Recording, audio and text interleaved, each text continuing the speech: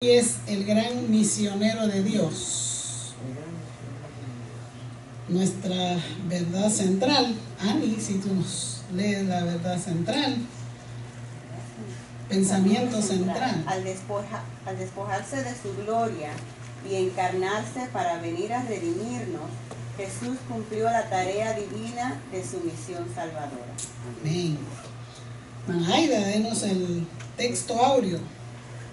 No estimó el ser igual a Dios como cosa a que aferrarse, sino que se despojó a sí mismo, tomando forma de siervo, hecho semejante a los hombres. Filipenses 2, 6 y 7. Y nuestras bases bíblicas, Mateo 1, del 20 al 23, Juan 1, del 1 al 5, 14, 18 y Gálatas 4, 7, Filipenses 2, 5 y 8. Los objetivos: indagar el carácter misionológico de la obra de Jesús, considerar el ejemplo de Jesús en la adaptación al campo misionero y estar dispuesto a despojarse y a adaptarse para servir a los demás. Vamos a dar lectura a nuestro pasaje bíblico. Yo leo un versículo y usted es el que sigue y vamos alternando de esa manera. Mateo 1 al 23. De aquí una virgen concebirá y dará a luz un hijo, y llamará su nombre Emmanuel, que traducido es Dios con nosotros. Y aquel verbo fue hecho carne y habitó entre nosotros, y vimos su gloria, gloria como del unigénito del Padre, lleno de gracia y de verdad. Pero cuando vino el cumplimiento del tiempo, Dios envió a su Hijo, nacido de mujer y nacido bajo la ley, para que redimiese a los que estaban bajo la ley, a fin de que recibiésemos la adopción de hijos. Y por cuanto sois hijos, Dios envió a vuestros corazones el espíritu de su Hijo, el cual clama: Abba, Padre. Así que ya no eres esclavo, sino hijo, y si hijo, también heredero de Dios por medio de Cristo. El cual, siendo en forma de Dios, no estimó el ser igual a Dios como a cosa que aferrarse, sino que se despojó. Se brincó en Filipenses 2. Haya pues en vosotros este sentir que hubo también en Cristo Jesús, El cual, siendo en forma de Dios, no estimó el ser igual a Dios como cosa a que aferrarse, sino que se despojó a sí mismo, tomando forma de siervo, hecho semejante a los hombres. estando en la condición de hombre, se humilló a sí mismo, haciéndose obediente hasta la muerte y muerte de cruz. Y el bosquejo de nuestra lección, el punto número 1 es: Dios el Hijo se hizo hombre para cumplir la misión. A y B, la lección misionera de Jesús como Emmanuel, la lección misionera de Jesús como el Verbo. Punto número 2, la misión para redimir a los que han sido esclavizados. A y B, una misión en el momento oportuno, una misión para hacerlos hijos de Dios. El punto número 3, el misionero debe tener el sentir de Cristo, no aferrarse a sus condiciones y comodidades, ocupar el lugar de siervo y estar a nivel del pueblo. Vamos a leer la verdad, la introducción. La introducción dice, vamos a leerla todos a una voz: nuestro mundo está en caos, y como humanos somos la gran razón de este caos, porque somos pecadores, criaturas caídas cuya naturaleza es inclinada al mal. Por más que nos guste pensar que estamos avanzando y mejorando, la historia de nuestro mundo no es muy esperanzadora.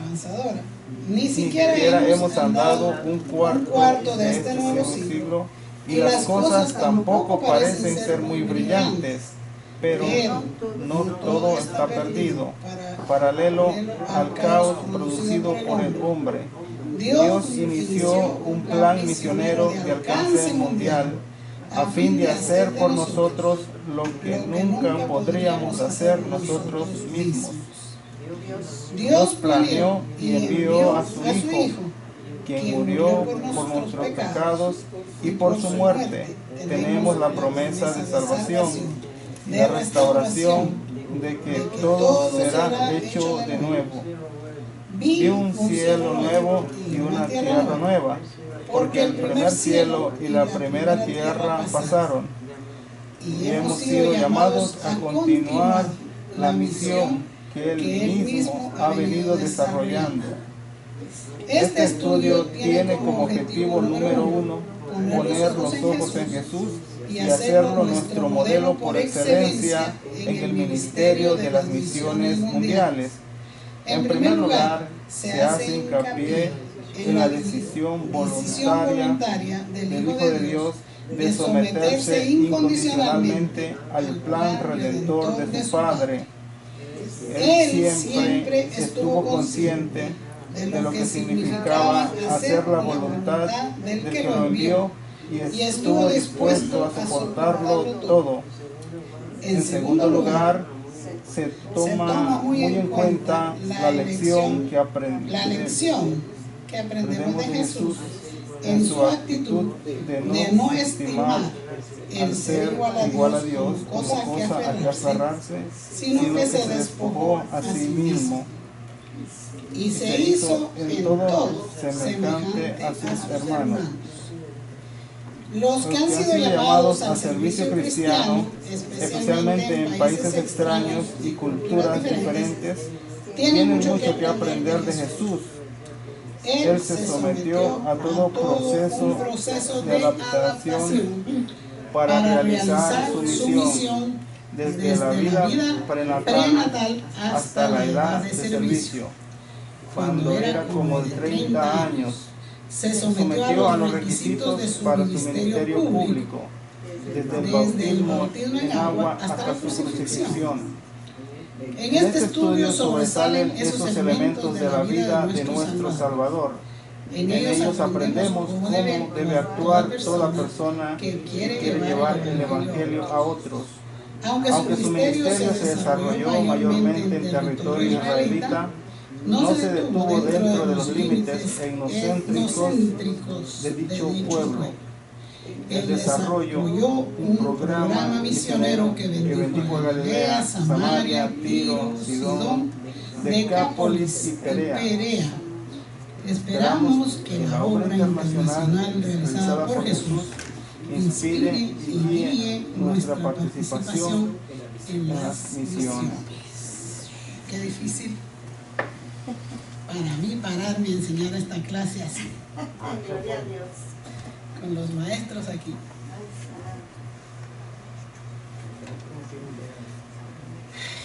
El objetivo principal de nuestra clase el día de hoy es poner los ojos en Jesús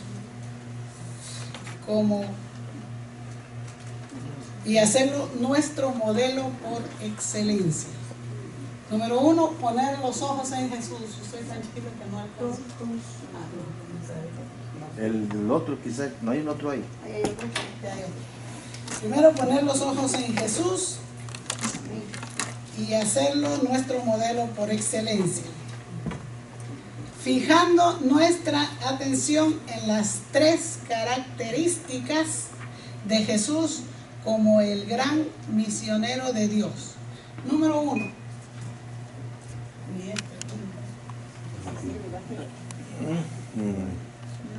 No hay. No hay ninguno. Iba a traerme uno para esto. Ok. Número 1 es su carácter. En la decisión voluntaria del Hijo de Dios de someterse incondicionalmente al plan redentor de su Padre. Número 1, su carácter. Número 2, su ejemplo.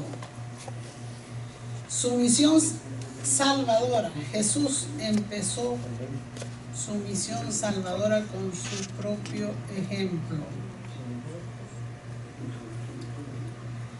De no estimar el ser igual a Dios como cosa a que aferrarse, sino que se despojó a sí mismo.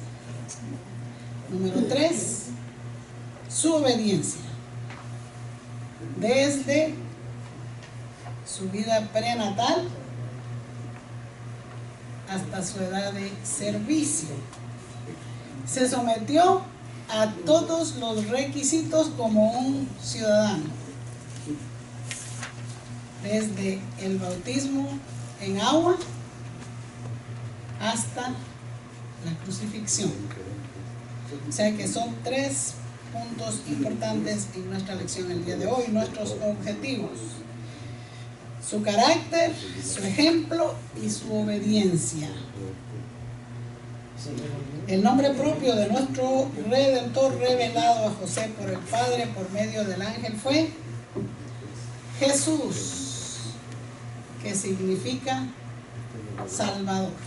Vamos a ir al primer punto de la lección. Punto A, la lección misionera de Jesús como Emmanuel. El nombre propio de nuestro Redentor revelado a José por el Padre por medio del ángel es Jesús, que significa Salvador. La lección número 20. ¿Ya la encontraron? Sí, amén. Es que él tiene en español y inglés, y estaba equivocado, no sabía cuál era la que seguía. Ok, es la número 20. La número 20. Sí, está bien. Están los 2 idiomas. Que él tiene 2 idiomas. Muy bien, hablé de los 3 objetivos de nuestra clase el día de hoy, y el primero es poner los ojos en Jesús y hacerlo nuestro modelo por excelencia. Su carácter, su ejemplo y su obediencia. 3 características: su carácter, su ejemplo y su obediencia.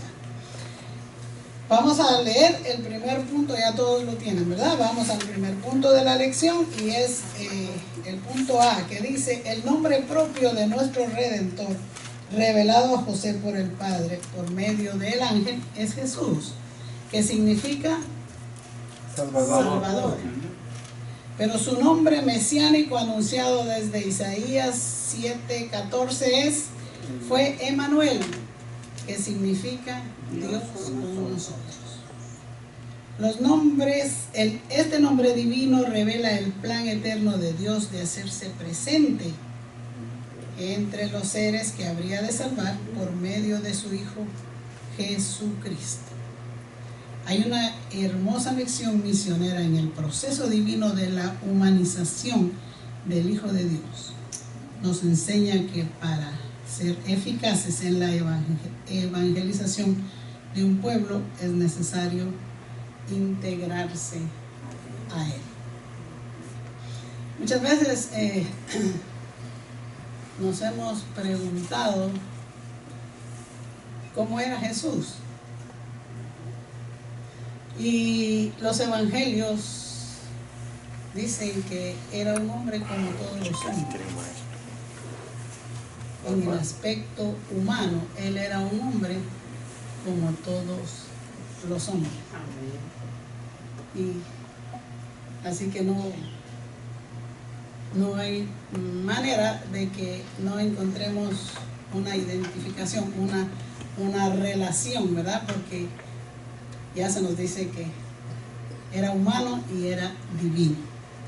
Muy bien, vamos a continuar. En primer lugar, este es el mensaje que el ángel le dio a José, indicándole que el ser que estaba formándose en el vientre de la que sería su esposa María había sido engendrado del Espíritu Santo. También le dijo que cuando el niño naciera se habría de llamar Jesús, porque él salvaría a su pueblo de los pecados.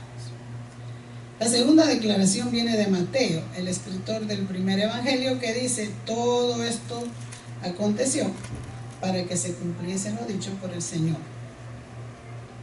Seguidamente hace referencia a la profecía mesiánica de Isaías, donde se anunciaba el nacimiento virginal de Jesús y el nombre designado por el Padre, Emmanuel, que traducido es Dios con nosotros.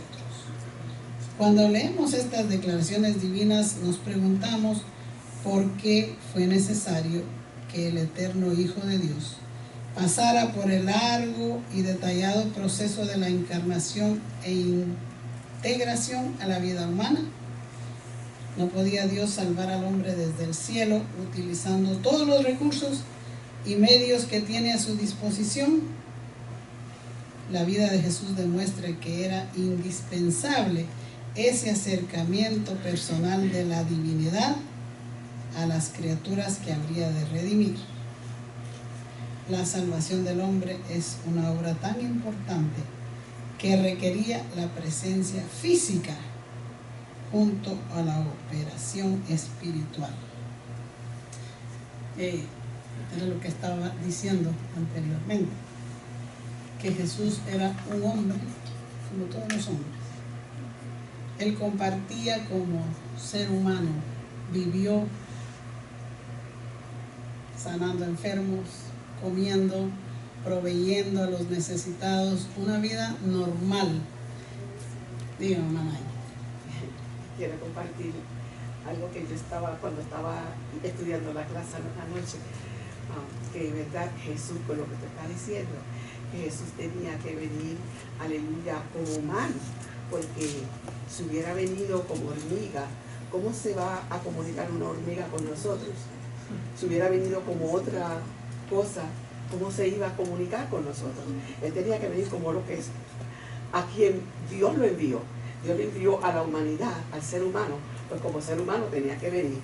¿Ves? Entonces por eso nos podemos entender, Dios conmigo y yo con Él, porque Él vino como humano y dice, aleluya, que pasó todo igual que nosotros. Todo. Él sufrió todo. Igual como nosotros sufrimos, así también sufrió Él. Entonces, ¿verdad? Tú dices, wow, verdaderamente que Dios, aleluya, hizo una obra maravillosa. Es más que en una parte que usted estaba leyendo, que habla que no había a quien mandar, sino que Él dijo, envíame a mí. Y Él se dio en sí mismo. Él quiso venir a representar a Dios Padre para esa misión, porque eso es una misión, el cual Él tenía que venir aquí a la tierra a salvar a la humanidad. No había otro. Él era el único. Él era el ejemplo que tenía que venir. Él era el puesto por Dios, el exacto, por así decirlo. No había otro. Tan solo Jesús, el Hijo de Dios. Se despojó. Sí, amén. Se despojó Precioso, ¿verdad? de su gloria, de de su su gloria. poder y de todo para venir a este mundo en una actitud voluntaria. Así es. Porque no hubiera sido posible que redimiera al mundo si no lo conocemos, si no nos relacionamos con Él, porque tenemos una imagen de Dios, porque ¿cómo podríamos comunicarnos, verdad? Sí. ¿Cómo podríamos acercarnos? Pero sabemos que Él vive, que Él es real, que no está ahora porque está en la presencia del Señor, pero el tiempo que Él vivió con todos los seres humanos, Él comía, Él dormía, Él lloraba, Él era humano en todo el aspecto humano. Y cuando tuvo que también manifestar el aspecto divino, se manifestó. Dime, Mike. No narra la infancia que tuvo el Señor, pero sí nos enseña en Lucas 2:40, dice que la familia cada año iban y bajaban a celebrar la Pascua. Entonces ya el Señor a los 12 años se metía al templo y discutía con los maestros de la ley.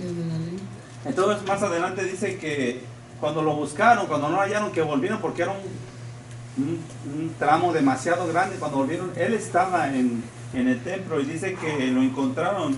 Entonces el Señor les dijo en el 49, ¿por qué me buscáis? ¿No sabéis que en los negocios de mi Padre me es necesario estar? Y en el 52, en el versículo 52 dice, y Jesús crecía en sabiduría y en estatura y en gracia para con Dios y los hombres. O sea, ya sabemos que desde niño él crecía como ser humano, pero en la estatura espiritual. Primeramente para con Dios, y eso reflejaba el ministerio que tenía hacia el ser humano. O sea, su mamá veía todo eso, pero se quedaba callada. Sabía lo que realmente estaba haciendo. Y ella lo dejaba porque sabía que era la voluntad de Dios la que él estaba haciendo. Sabía que él lo guardaba todo en su corazón. O sea, como niño en su infancia, él fue sumiso a sus padres. Sí, bueno, en ese momento, ese incidente que tú te estás refiriendo, ahí sí él les dijo, pero ¿por qué me buscan si en los negocios de mi padre me conviene estar? Pero ellos no lo entendían también. En ese momento, sus padres no lo entendieron. Ellos no entendieron lo que él les dijo. Incluso cuando hizo el milagro del vino, ella no entendía todavía. Porque cuando se acercó al Señor, dijo, ¿qué vas a hacer? O sea, por costumbre, la mamá se acercaba, parece que el padre ya no estaba, y se acercaba al hijo mayor para que hiciera algo al respecto. Ella nunca se imaginó que el Señor iba a convertir agua en vino, sino que se acercó para ver qué él hacía, dónde iba a buscar lo que él estaba. Sí, ella le dijo, se acabó el vino, le dijo, y él le dijo, mujer, pero ¿qué tienes conmigo? Es que él no había iniciado todavía su ministerio. En ese momento él todavía no había iniciado su ministerio, pero como hijo fue obediente. Él fue obediente, complació, ¿verdad? Complació a la madre con la petición que le hizo de convertir el agua en vino, porque era una fiesta. Él era, en ese aspecto, lo que yo digo, Jesús era un ser humano muy sociable. Él estuvo en muchos actos sociales en diferentes lugares. Él tenía amigos. Acuérdense que era amigo de María, Marta y Lázaro. Él lloró como ser humano, lloró cuando Lázaro murió. Dice que se entristeció y lloró. Después se hizo amigo de Zaqueo. Sí, pero hasta ese momento no podemos saber si realmente él le había hecho un milagro antes, que la mamá le dijo, ¿qué vas a hacer? O si ahí empezó ahí más que nada empezó su ministerio. No sabemos si a lo mejor no se sabe si escondiditas hizo un milagro cuando faltó la harina, o multiplicó un poquito la harina. Jesús, no hay harina, a lo mejor no sabemos, o sea, no sabemos exactamente. Por eso fue que se acercó y le dijo, ¿qué vas a hacer? Dijo, ¿qué tiene? Mi tiempo no ha llegado. A lo mejor le puso un poquito más de harina, un poquito más de aceite, y con eso, o sea, no sabemos exactamente, pero Dios es misericordioso y actúa y obra de muchas maneras que no sabemos. Amén. Pastor y luego Hermilo. Aquí dice, hay algo muy, muy interesante, que esto desmiente mucha gente que cree que es malo reunirnos nosotros con gente del mundo. Y no, porque mira, Jesús dice que Él se integró. Dice aquí, hay una hermosa lección misionera en el proceso divino de la humanización del Hijo de Dios. Nos enseña que para ser eficaces en la evangelización de un pueblo es necesario integrarse a Él. O sea, Jesús acudía a las actividades diversas que habían. Y un día yo estaba escuchando una polémica que había de una madre que decía que su hijo o su hija era homosexual, y que la invitó a que fuese a la fiesta, y parece que en la iglesia muchos hermanos le dijeron que eso no estaba bien, que ella fuera a una fiesta de su hija porque ella no era cristiana. Y la gran parte de la gente que llamó diciendo que no era bien que eso estuviera, pero esta porción aquí desmiente, porque Jesús vino a buscar lo que se había perdido. Amén. Y vino a integrarse. Si es una oportunidad que mi hija me está abriendo la puerta para que yo esté ahí, amén, aunque yo no comparto su pecado, pero yo no dejo de amarla. Entonces, y es la oportunidad mía para abrirme y de predicarle a otra gente que esté en ese lugar, o inclusive a darle testimonio a mi propia hijo o hija del amor de Dios. Amén. Y eso es lo que Jesús hace aquí. Él se integraba, como en la boda que usted está mencionando. Él estaba ahí, él no dijo, no, porque yo soy un rabí, yo no me puedo mezclar con ustedes, ni tampoco con un contador, ni tampoco con el recolector de impuestos, ¿verdad? Y eran señalados como pecadores, y a él lo traidores acusaban. del pueblo. A él lo acusaban. A él Tú lo te acusaban. sientas con los pecadores, con los que la gente ni siquiera lo mira con buenos ojos. Y ni siquiera pecadores simples, sino los consideraban traidores de Israel porque estaban oprimiendo al pueblo. Y ahí estaba Jesús. Sí, yo creo que la misión de Jesucristo era venir a salvar al pecador. Entonces ya el tiempo de la ley ya se había terminado, ¿verdad? Jesucristo vino en representación, o vino a cumplir la palabra, lo que hacía la ovejita, ¿verdad? Que la llevaban al sacrificio y la mataban. Mas sin embargo, al no poder cumplir la ley, los israelitas, Dios usó otro medio, ¿verdad? Que fue que Jesucristo viniera a humanizarse con nosotros, cumpliendo así la promesa de Isaías 7, que dice que un hijo iba a nacer y sería un admirable consejero, Dios con nosotros. Entonces ahí vemos de que Jesús vino como hombre para sentir nuestras necesidades, ¿verdad? Era la única manera como Él podía salvar al hombre, porque es cierto, Jesús se juntaba con personas personas impías, ¿verdad? Que no conocían a Dios, pero Él iba a esas reuniones, pero todos sabían que Él era diferente a ellos, ¿verdad? Mas sin embargo, si nosotros vamos a lugares así y nos mezclamos con ellos, ya perdimos nuestra posición, perdimos nuestra fe, por decirlo así, por estar en un lugar así. Si vamos a ir, pues tenemos que dar testimonio, pero yo me imagino que si ellos, sabiendo que nosotros somos cristianos y gente que no conoce a Dios, y ellos van a hacer sus fiestas y cosas así, no nos van a invitar a nosotros porque saben que nosotros no tomamos, no bailamos, no hacemos cosas, ¿verdad? Entonces ahí está la diferencia. Pero si nos invitan, entonces no debemos de quedarnos callados, tenemos que testificar. Soy cristiano y no por eso vine porque me invitaron, pero ustedes saben que yo alabo a Dios, yo sirvo a un Dios. Y a Jesús pues sabían que Él era rabino, lo invitaron, pero tenían ese pensamiento de que Él no iba a participar de todo lo que ellos hacían en ese lugar. Es que la misión principal de Jesús fue redimir a este mundo. El proceso de arrepentimiento, de evangelizar. Por eso es que nos está poniendo a nosotros nos dejó la responsabilidad, la tarea de evangelizar. Y evangelizar es contribuir a la transformación espiritual y moral y social de la gente que nos rodea, de la gente que nos invita, porque tenemos que dar testimonio, porque nosotros somos luz en medio de las tinieblas, ¿verdad? Y si, ejemplo, hablando de lo que ustedes están hablando, de las invitaciones que surgen, muchas veces se casa un hermano, un sobrino, un familiar o cualquier actividad, tenemos que estar ahí por un compromiso social. Es un compromiso social, tenemos que asistir. Social y familiar.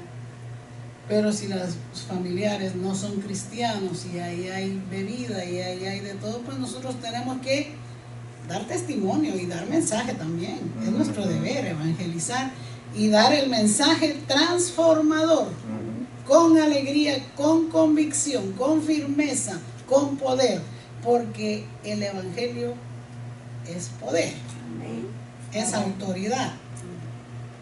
Y muchas veces pasa que si vamos a esas actividades y saben, nos conocen, nos van a respetar. Muchas veces ha pasado porque vamos a una actividad así y tienen bebida, tienen cosas y dicen, pero ahí está fulano, por ahora esperemos que se vaya. Saben que uno no se va a quedar a participar al baile, a la bebida, Y a veces aguantan un poquito, dicen, pero ella se va a ir, ella no está. Eso me pasó a mí el otro día, al cruzar la calle donde yo trabajo, hay un taller de pintura y reparan carros. Y el dueño es amigo mío y me fui a... Estábamos conversando ahí. En eso llegó uno de los clientes y comenzó a repartir, llegó con unas cajas de cerveza y comenzó a repartir. Y cuando ese llegó a decirme que si yo quería, no me dejó ni llegar ni siquiera la palabra a que me dijeran cerveza. Cuando brincó uno de los que estaban ahí y le dijo, a él no me ofrece, a él no me lo ofrenda, porque él es cristiano, él no hace nada, él no toca nada de eso. Ni siquiera yo tuve que decir nada, él mismo dio testimonio, uno que estaba ahí que nunca me hubiera imaginado yo, brincó a decirle que a él no. A lo mejor se estaba peleando para que le tocara uno más a él, pero salió a defender de que yo no era como los demás. Así que tenemos el mandato de obedecer. Jesús vino en un acto de obediencia a salvar a este mundo. Y nosotros estamos en esa misma obligación, en ese mismo deber de predicar, de evangelizar, de dar la palabra de Dios que transforma, que cambia la vida de la gente. Y tienen que verlo a través de nosotros. Por eso dice, tenemos al Señor Jesucristo por excelencia, nuestro guía, nuestra forma de conducta. Y eso está bien. Juntarse con la familia, a mí me gusta juntarme con la familia. Y si tengo que bailar con una de mis hermanas, yo me la disfruto. Pero ya saben que cuando llega la forma de tomar y hacer cosas que no son de yo no lo hago. O bailar con otra persona tampoco lo hago. ¿En qué sentido? El otro día mi hermana me pidió perdón. Después de muchos años me dijo, hermano, no te pido perdón. Porque yo nada más te veía y sabía que algo me tenías que decir. Entonces, me hizo sentir bien porque fuimos ejemplo en el momento que tuvimos que dar ejemplo y la semilla se dio. Ahora ella sirve al Señor. Entonces el Señor un día se acercó, lo invitaron a comer. Entonces cuando lo invitaron a comer, lo pasaron a la mesa directamente. Y una mujer que realmente estaba agradecida con el Señor mientras los demás disfrutaban la comida y el banquete del que estaban dando, esta mujer estaba enjugando sus pies y enjugando sus pies y llorando y todo. Entonces se acercó una persona que lo estaba criticando, que aparte se veía mal para los que estaban alrededor que una mujer estaba así y realmente el ambiente este hombre que lo había invitado lo ponía mal. Entonces el Señor le dijo, mira, hay personas que les perdona un poquito y hay personas que se les perdona mucho conforme su carácter. Entonces el Señor le dijo, cuando yo llegué, no me atendiste, no me lavaste los pies, o sea, no hiciste lo que es correcto hacer en un banquete, en una cosa así. Pero esta mujer que está aquí, que se ha humillado, que ha hecho esto y esto y esto y esto, entonces es porque tiene agradecimiento. Cuando uno tiene agradecimiento y lo que el Señor ha hecho en uno, el banquete es lo de menos. Es el alma en sí lo que usted está tocando. Como la mayoría de mis familias son católicas, entonces cuando me invitan a la iglesia, yo sé que los ídolos no son nada. Entonces cuando voy a la iglesia, ellos saben que no comparto con nada de lo que estoy diciendo, pero voy y los acompaño. Y ellos se sienten agradecidos. Tío, gracias porque estás con nosotros en estos momentos. Y es algo que nunca se les va a olvidar. Como mi hermana me dice, te quiero pedir perdón porque en aquellos momentos yo a veces hasta te obligaba y tú nunca cediste. Entonces ahora te doy gracias porque sabemos que eso es un principio, un ministerio que el Señor tenía para ustedes. Bueno, las tres características de Jesús debemos imitarlas nosotros, ¿verdad? Su carácter, su ejemplo y su obediencia. Tenemos que reflejar al mundo la luz de Cristo, porque Él vino y compartió con nosotros para dejarnos un ejemplo de vida cristiana. Él como humano compartió, pero mantuvo su firmeza, su posición, su mensaje de arrepentimiento. Él en ningún momento falló, fracasó o se deslizó tenemos que mantener siempre nosotros nuestra postura, nuestras características de cristianos. Amén. Y dar el ejemplo, dar el mensaje, dar el testimonio. Seguimos leyendo, porque si no nos vamos a quedar aquí en el punto A. Dice, no podía Dios salvar al hombre, ya creo que la salvación del hombre era una obra tan importante que requería la presencia física junto con la operación espiritual del Salvador. La palabra redentor viene de la palabra hebrea goel, que significa redimir, rescatar o comprar de nuevo, y se usaba para referirse al pariente redentor en el caso de personas que se vieron obligadas a vender parte de sus bienes o a sí mismos esclavos. Su pariente más cercano podía intervenir y redimir lo que su familiar se vio obligado a vender. El pariente redentor era un benefactor rico o persona que libera al deudor mediante el pago del precio del rescate. Jesús es nuestro guard o pariente redentor. Una de las condiciones requeridas para que alguien pudiera redimir era que debía ser un pariente cercano. Los ángeles no nos hubieran podido redimir, tenía que ser otro ser humano. Así que por cuanto los hijos participaron de carne y sangre, él también participó de lo mismo. La encarnación del Hijo de Dios lo capacitó para ser nuestro Redentor. La obra misionera está basada en ese mismo principio. Es necesario que los siervos del Señor se ocupen de la evangelización de un pueblo no alcanzado, se integren en cuerpo y alma a la comunidad que aspiran ganar. Muchas veces pensamos, cuando hablamos de misioneros, estamos pensando en que tiene que irse a otro país para ser un misionero, para poder hablarles a otros, para poder evangelizar a otros, pero no necesariamente tenemos que irnos a otro país, porque en nuestra comunidad hay tanta gente que necesita oír el mensaje de la palabra del Señor, y lo tenemos al alcance. A veces un vecino, a veces un compañero de trabajo, hay alguien tan cerca de nosotros. Yo creo que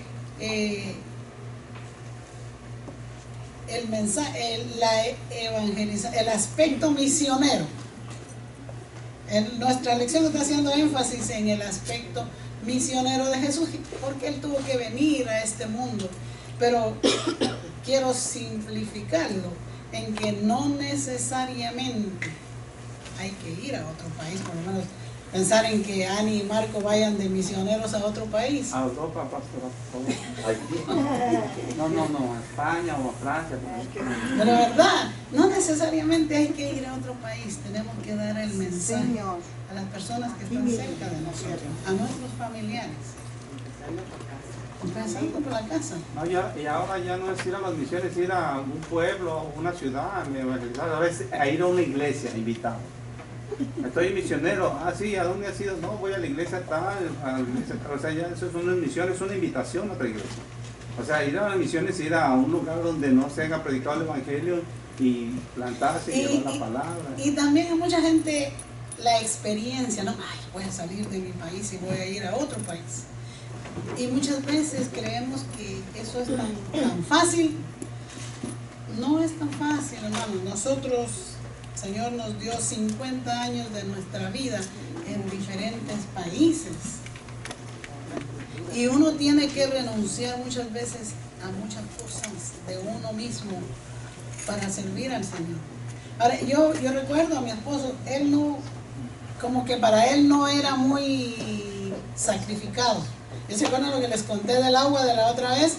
Él no tenía ninguna dificultad. Esa vez pasamos nosotros en el riachuelo ese con el carro. Había gente lavando en el riachuelito. Y ve a la hermana más tarde lavando la gallina allá adelante, que nos íbamos a comer.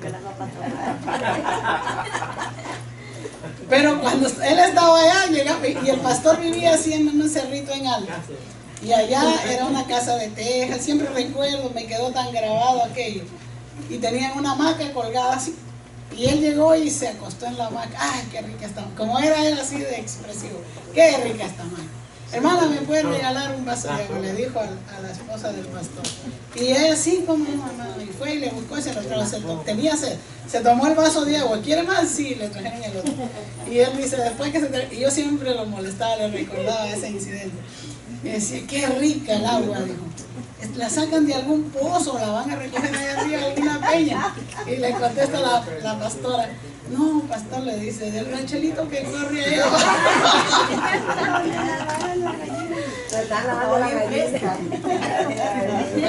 Pero ella se la había tomado, no dijo nada, él no era una persona de hacer manifiestas sus... Bueno, que era hombre de oración, si no. No, y yo a la hora de la comida yo me acordaba del rancherito por allá que estaban lavando y la mano a la otra gallina. Y él sin ningún problema, fuimos a la iglesia, regresamos, se sentó a la mesa, él no hacía ningún tipo de comentario ni se daba por entendido de nada. Él comía tranquilo y me decía, tenemos que comer lo que los hermanos nos dan porque ellos siempre le dan a uno lo mejor que tienen. En hermanos mataron esa gallina, quizás ellos no han comido gallina en cuánto tiempo, y porque nosotros estamos aquí la mataron y no la están dando. Que la hayan estado lavando ya, bueno, eso no importa más. Vamos a comer. Y él no se inmutaba en eso. Entonces, son cosas que uno tiene que aprender en el camino y hacerlo con amor, porque de verdad, cuando ya uno quita esos prejuicios, ya olvidarse de aquello, y lo estamos haciendo porque estamos aquí. Él siempre hacía eso, llenaba el van, siempre a él le gustó mantener un van en el instituto. Lo llenaba de estudiantes y los fines de semana íbamos a las iglesias, a los campos. No a la ciudad, porque en la ciudad la gente no necesita. Íbamos a los campos. Y él allá enseñaba, él predicaba y él se gozaba y los hermanos disfrutaban. Pero son cosas que uno tiene que aprender a negarse. Y a mis hijos también. Estaba hace poco, no hace poco, ya hace unos años, Karina estaba más chiquita. Y un día Karina viene y como ciertos resentimientos, tristeza, yo no sé qué sentía la niña, y me dice, estaba en la casa y viendo, y me dice, y las muñecas, estas no son las muñecas de mi mamá cuando mi mamá era chiquita, me dijo. Y le dije, no, me dice, porque dice mi mamá que usted se las regalaba a todos los chiquitos cuando tenían que irse. Seguro que la mamá le había contado, yo no sé qué, yo le conté a Martí eso y me dijo, ay sí, yo se lo conté. ¿Por qué? Porque cuando nosotros teníamos que irnos de un país a otro, no podíamos llevar nada de él, todo lo teníamos que dejar. ¿Qué echamos? Nada más que nuestra ropa, porque no podíamos llevar nada más. Cosas importantes, como tal vez lo que él no dejaba eran sus libros, y a veces sus libros se los dejaba donados, y a donde íbamos empezaba a comprar otra vez, a donde quiera que íbamos.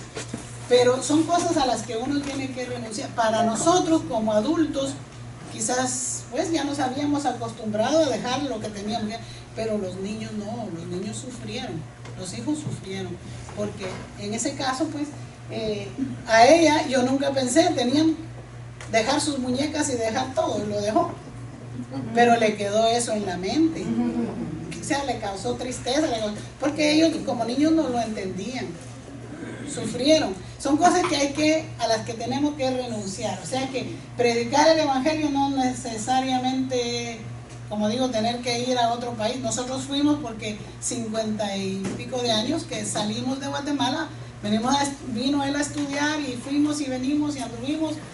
Pero donde quiera que fuimos, gracias al Señor, disfrutamos el compartir con los hermanos. O sea que dar el mensaje con obediencia y adaptarnos a las culturas de los países a donde vayamos, si tenemos que ir. Aquí, como hermanos, tenemos que adaptarnos a diferentes culturas. Aquí nos cuesta un poquito, ¿verdad? Porque a veces unos cantan de una manera, otros cantan de otra. En mi país no se cantaba así, en el mío se cantaba acá. Allá no se tocaba esto, aquí se toca esto. Pero tenemos que entender que estamos aquí en varias culturas. Tenemos que aceptarnos como somos. El objetivo principal es, el tema es tomar a Jesús como nuestro modelo. Amén. Y sus tres características: su carácter, su ejemplo de humildad, se humilló, dejó su trono de gloria y se hizo humano para rescatarnos, para salvarnos. Vamos al punto, ya se me va a terminar el tiempo, ¿eh? Ahora no hay campana, no está Magali.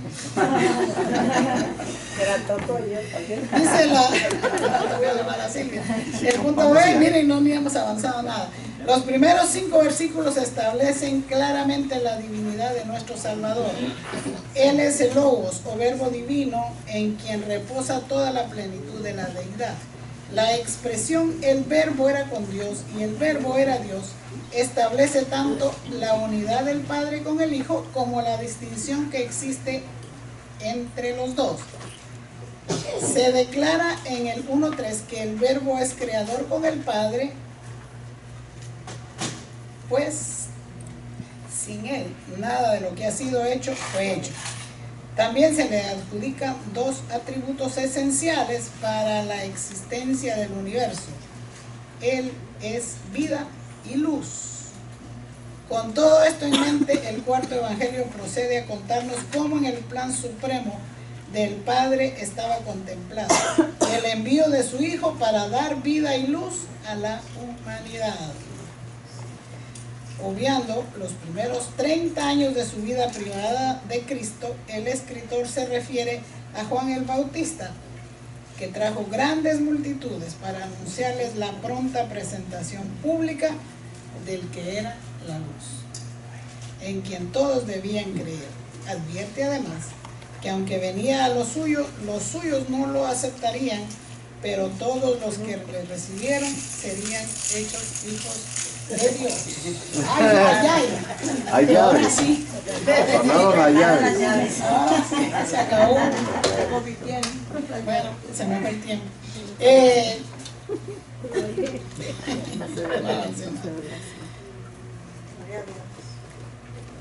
Vamos a terminar en esto.